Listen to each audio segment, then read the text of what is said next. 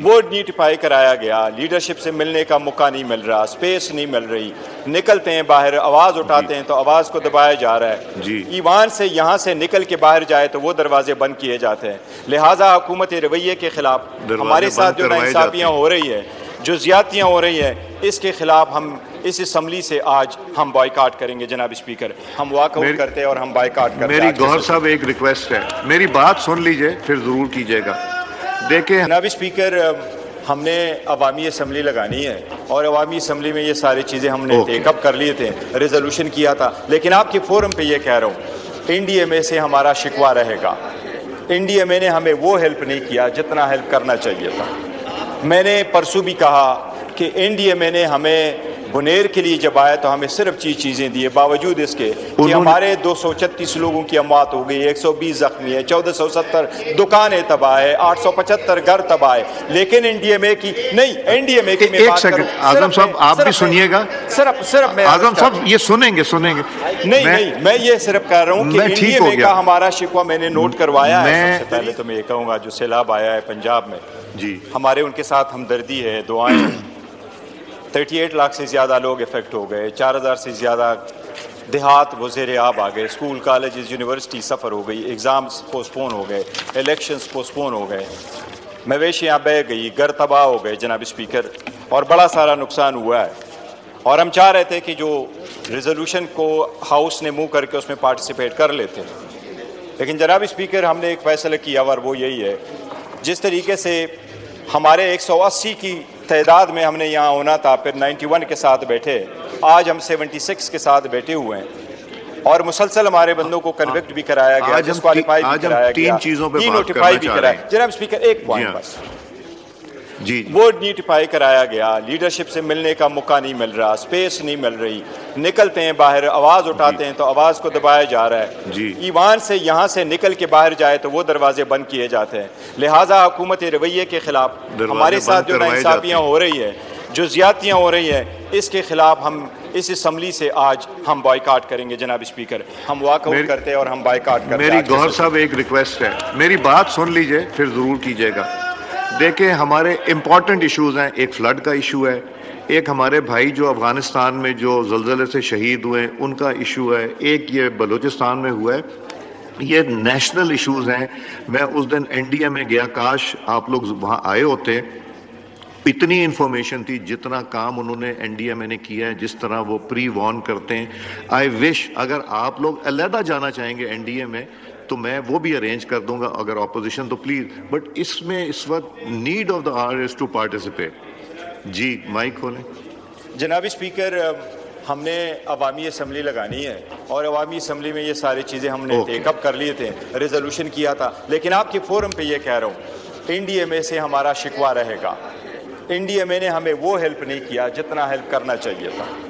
मैंने परसों भी कहा कि NDMA ने हमें बुनेर के लिए जब आया तो हमें सिर्फ चीज़ें दिए, बावजूद इसके कि हमारे 236 लोगों की अमवात हो गई, 120 जख्मी है, 1470 दुकानें तबाह है, 875 घर तबाह है, लेकिन NDMA की नहीं, NDMA की एक सेकंड आजम साहब आप भी सुनिएगा। सिर्फ मैं आजम साहब ये सुनेंगे नहीं, मैं ये सिर्फ कह रहा हूँ कि NDMA का हमारा शिकवा मैंने नोट करवाया है। मैं गुजारिश ये करूंगा, मैं NDMA जाके मैंने स्पेसिफिकली नवीद कमर साहब भी पंजाब में जब जा रहे हैं, मैंने बुनेर के मैंने बुनेर के बारे में स्पेसिफिक पूछा और वो स्पेसिफिक उन्होंने बताया आपको इन्फॉर्मेशन गलत है, आपके PDMA के पास भी वही इन्फॉर्मेशन है जो NDMA के पास है। I wish you people had gone. मैं आज भी रिक्वेस्ट करूंगा, I will facilitate you and arrange कि आप लोग NDMA अगर अलहदा जाना चाहते हैं, गवर्नमेंट के साथ नहीं जाते, वो भी जाके देख लें, ये नेशनल इंटरेस्ट की चीज़ है।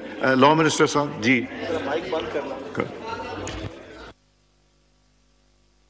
नहीं है सर, NDMA के 3 टीयर्स हैं जनाब स्पीकर। पहला टीयर है डिस्ट्रिक्ट डिजास्टर मैनेजमेंट अथॉरिटी, जो कि सूबे के डिप्टी कमिश्नर के पास है। दूसरा टीयर है प्रोविंशियल डिजास्टर मैनेजमेंट, वो भी सूबे के पास है।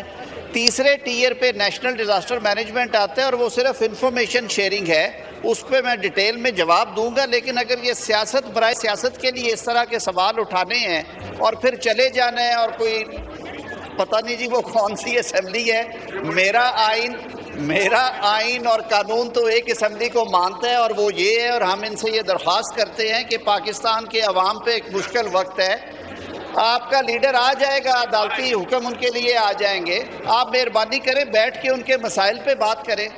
میں ابھی بھی ان سے گزارش کرتا ہوں کہ وہ آئیں، ہمارے ساتھ بیٹھیں، اور سیلاب زدگان کے لیے جن کے گھر ڈوبے ہوئے ہیں، جن کے لیے زندگی مشکل ہوئی ہے، ان کے لیے آسانیاں پیدا کریں۔ آپ انہی کے ووٹوں سے آئے ہیں یہاں پہ۔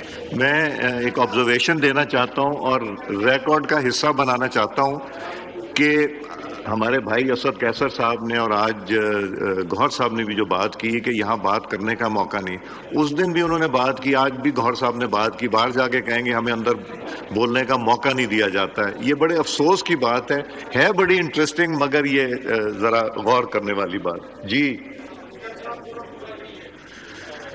کاؤنٹ بھی میڈ، جی اپنا مائک آن کریں، پہلے ریکارڈ پہ لیں۔ اقبال آفریدی صاحب، اقبال صاحب ایک منٹ، آپ بات کرنے سے پہلے میں ایک گزارش کر دوں، پھر ضرور ہم ڈسکس کر رہے ہیں فلڈ، ہم ڈسکس کر رہے ہیں افغانستان میں جو لوگ زلزلے سے شہید ہوئے ہیں، ہم ڈسکس کر رہے ہیں جو بلوچستان میں دہشت گردی وہ کر رہے ہیں۔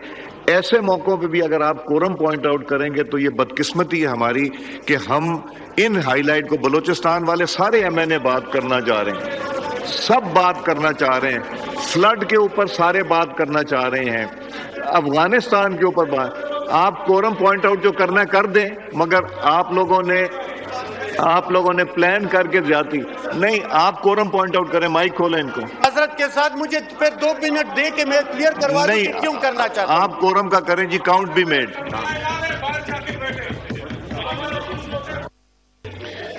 جی the house is in order۔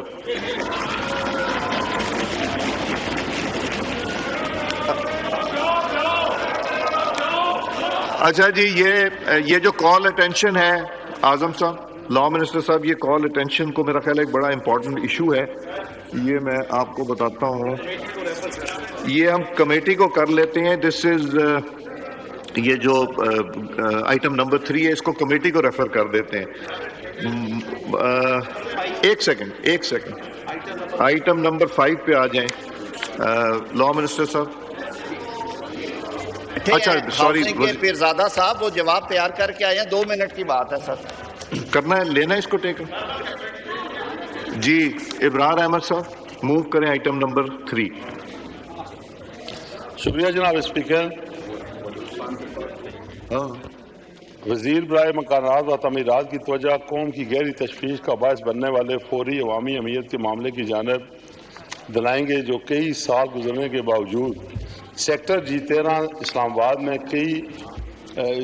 آباد میں آئینی اداروں کے مختص کوئٹہ کے تحت الاٹیوں کو فلیٹ کا قبضہ دینے پر تاخیر سے متعلق ہے۔ جی ریاض پیرزال صاحب ایک بریف سٹیٹمنٹ کیجئے۔ کیا شکریہ جناب اسپیکر۔ یہ فیڈرل گورنمنٹ امپلائیز اتھارٹی نے اسلام آباد سیکٹر G13 میں 2 اپارٹمنٹ اسکیمیں شروع کی ہیں، life style residency apartment scheme G13 اسلام آباد اور Kashmir avenues apartment scheme mob area G13 اسلام آباد۔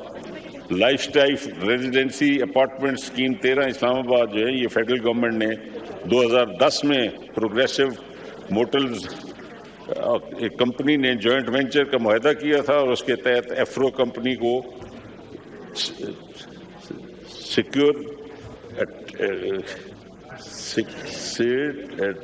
Exchange commission of Pakistan company سے SCCP میں رجسٹر کیا گیا۔ اس معاہدے کے مطابق FGHA نے G13 موب ایریا اسلام آباد میں واقع 15 ایکڑ زمین 2 حصوں میں 10 ایکڑ 5 ایکڑ فراہم کی، جبکہ JV پارٹنر نے 3273 رہائشی اپارٹمنٹس کی تعمیر کے لیے 600 ملین روپے کا سرمایہ کرنی تھی۔ 2016 میں 10 ایکڑ زمین تعمیرات کام کا آغاز کیا گیا۔ اب تک اس زمین پر تقریباً 70% کام ہو چکا ہے۔ ان 10 ایکڑ پر بننے والے تمام اپارٹمنٹس فروخت ہو چکے ہیں۔ کووڈ-19 وبا کے بعد منصوبے کی پیش رفت میں شدید کمی واقع ہوئی اور بالآخر منصوبہ رک گیا۔